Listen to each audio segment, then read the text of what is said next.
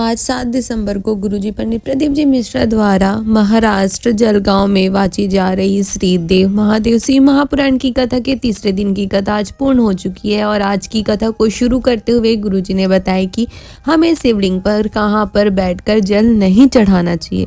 गुरुजी ने कहा कि आपको कभी भी शिवलिंग के जलाधारी के सामने बैठकर, जहां से शिव जी पर चढ़ाया गया जल बहकर जा रहा होता है, वहां पर बैठकर आपको कभी भी जल शिव जी पर नहीं चढ़ाना चाहिए। बाकी आप शिवलिंग पर कहीं पर भी खड़े होकर बैठकर शिव जी को जल चढ़ा सकते हो। साथ ही गुरुजी ने बताया कि अगर आप शिव जी पर किसी विशेष मनोकामना से जल चढ़ा रहे हो, अगर आप चाहते हैं कि महादेव आपकी बात सुने, आपको उसका आशीर्वाद प्रदान करे, तो आपको हमेशा एक विशेष दिशा में बैठकर शिव जी को जल समर्पित करना है। और वो विशेष दिशा है दक्षिण, अर्थात आपको शिव जी के शिवलिंग में दक्षिण दिशा की ओर खड़ा होना है और आपका मुख जलाधारी की ओर होना चाहिए, यानी कि आपका मुख उत्तर दिशा की ओर होना चाहिए। गुरुजी ने कहा कि जब आप शिव जी के शिवलिंग में दक्षिण दिशा की ओर खड़े होकर उत्तर की ओर मुख करके शिव जी को अपनी विशेष मनोकामना कहकर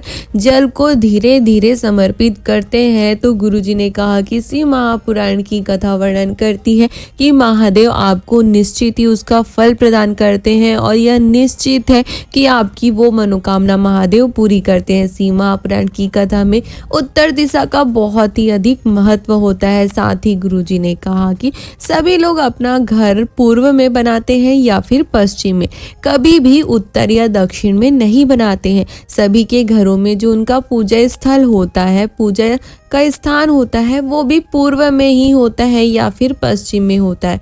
पर गुरुजी ने कहा कि भले ही आपका पूजा घर पूर्व में हो या पश्चिम में हो, पर आपके घर में जो शिव जी का शिवलिंग होता है वो हमेशा उत्तर दक्षिण की ओर ही होना चाहिए। अर्थात शिव जी के शिवलिंग की जो जलाधारी होती है वो हमेशा उत्तर दिशा की ओर होनी चाहिए।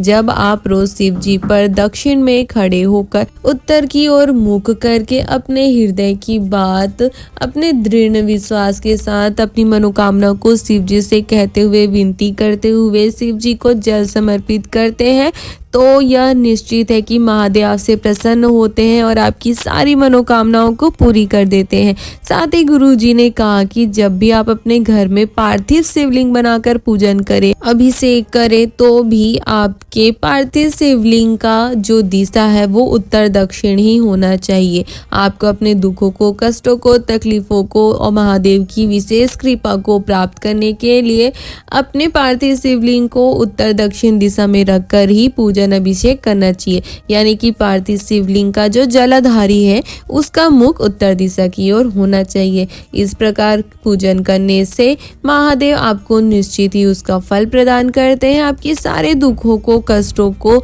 दूर कर आपकी सारी मनोकामनाओं की पूर्ति करते हैं। कथा में आगे गुरुजी ने कहा कि सूर्य नारायण को चढ़ाया गया जल आपको रोगों से मुक्ति करता है। कथा में आगे गुरुजी ने एक और विशेष बात की जानकारी देते हुए बताया कि जब आप अपने घर में शिव जी के शिवलिंग का पूजा करते हो, अभिषेक करते हो, थाली में शिव जी को रखकर, शिवलिंग को रखकर अभिषेक करते हो, स्नान कराते हो, जल चढ़ाते हो, तो फिर आपको उस जल को कहाँ पर और कैसे, किस दिशा में डालना चाहिए, जिससे आपको महादेव की कृपा प्राप्त हो, महादेव आपकी मनोकामनाओं को पूरी करे। तो गुरुजी ने कहा कि आपको हमेशा शिव जी पर चढ़ाए गए जल को, शिव जी का किए गए, अभिषेक किए गए जल को हमेशा किसी भी पेड़ पर उत्तर दिशा की ओर मुख कर कर डालना चाहिए। पर आपको स्मरण रखना है कि शिव जी पर चढ़ाए हुए जल को आपको कभी भी तुलसी पर नहीं डालना है।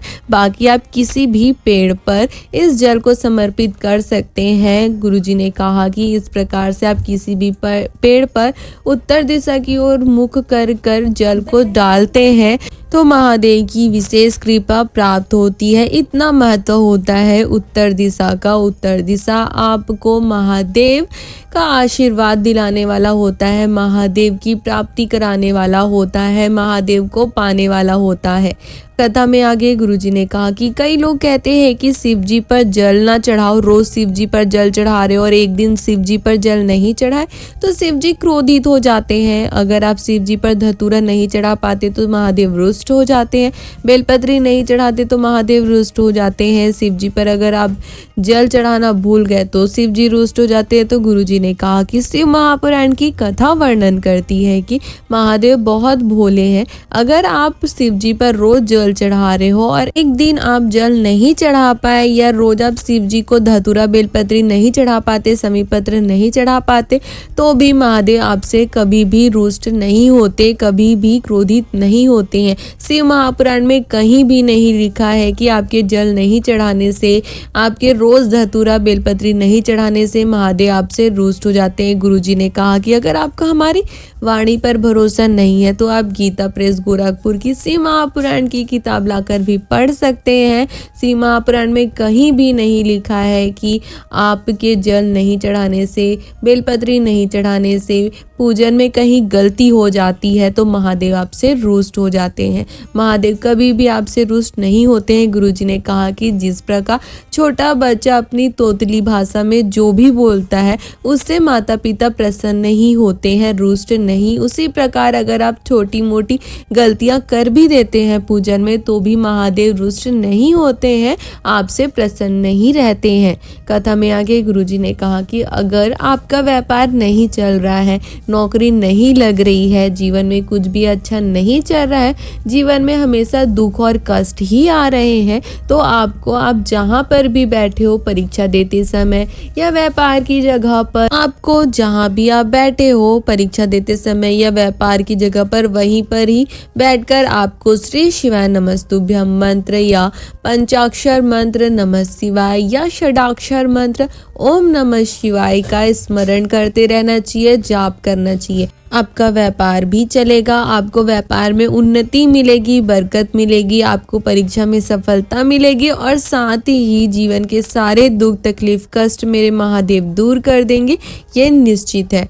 अब हम आपको वीडियो के अंत में कल एकादशी को गुरुजी द्वारा बताए गए एक बहुत ही विशेष उपाय का वर्णन करेंगे। गुरुजी ने कहा है कि अगर आपका कोई काम अटक रहा है, आपकी कोई विशेष मनोकामना है, तो आपको कल एकादशी वाले दिन विशेष तिथि को मार्गशीर्ष माह की एकादशी को इस विशेष उपाय को करना है। इस उपाय को करने के लिए आपको कल एकादशी वाले दिन शिव जी के मंदिर 5 दुर्वा, 1 बेलपत्र, 1 अक्षत लेकर शिव जी के मंदिर जाना है। शिव जी के मंदिर जाकर आपको बेलपत्री की जो 3 पत्तियां होती है, तीनों पत्तियों पर आपको चंदन की 1-1 बिंदी लगा लेनी है। फिर बेलपत्री की जो बीच वाली पत्ती होती है, उस बीच वाली पत्ती पर आपको 5 दुर्वा को और 1 अक्षत को रख लेना है। फिर अपनी मनोकामना कहकर आपको लगे कि जब महादेव ही बस आपका काम बना सकते हैं, आपकी मनोकामना को पूरी कर सकते हैं, तो आपको श्री शिवाय नमस्तुभ्यम मंत्र या पंचाक्षर मंत्र नमः शिवाय या षडाक्षर मंत्र ओम नमः शिवाय का स्मरण करते हुए शिवलिंग में एक विशेष स्थान पर समर्पित करना है। शिव जी के शिवलिंग में आपको माता अशोक सुंदरी से शिवलिंग के बीच में जो खाली स्थान होता है, खाली जगह जो बचता है, जो स्थान होता है, वहां पर आपको उस बेलपत्री को, दुर्वा और अक्षत को समर्पित करना है। जब आप बेलपत्री समर्पित करें तो बेलपत्री का जो डंडी वाला भाग है उसका मुख जलाधारी की ओर होना चाहिए और पत्ती वाला जो भाग है उसका मुख शिवलिंग की ओर होना चाहिए।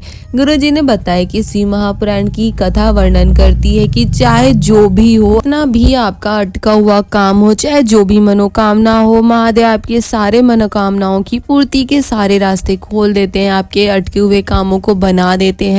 बहुत ही विशेष नया और अचूक उपाय है। आप एकादशी को इस विशेष उपाय को करना बिल्कुल भी ना भूले। तो ये थी आज की कथा और कल एकादशी को किए जाने वाले बहुत ही विशेष उपाय की जानकारी। अगर आपको इस उपाय की जानकारी अच्छी लगी हो तो आप हमारे वीडियो को लाइक कर सकते हो और अपने परिवार वालों के साथ या अन्य शिव भक्तों के साथ इसे शेयर भी कर सकते हो ताकि उन्हें भी गुरुजी द्वारा बताए गए ऐसे विशेष कथा की जानकारी और उपाय की जानकारी प्राप्त हो सके और वो भी इन उपायों को करके महादेव का आशीर्वाद प्राप्त कर अपने जीवन के सारे दुखों को, कष्टों को दूर कर अपने जीवन में आनंद और सुख की प्राप्ति कर सके। हर हर महादेव।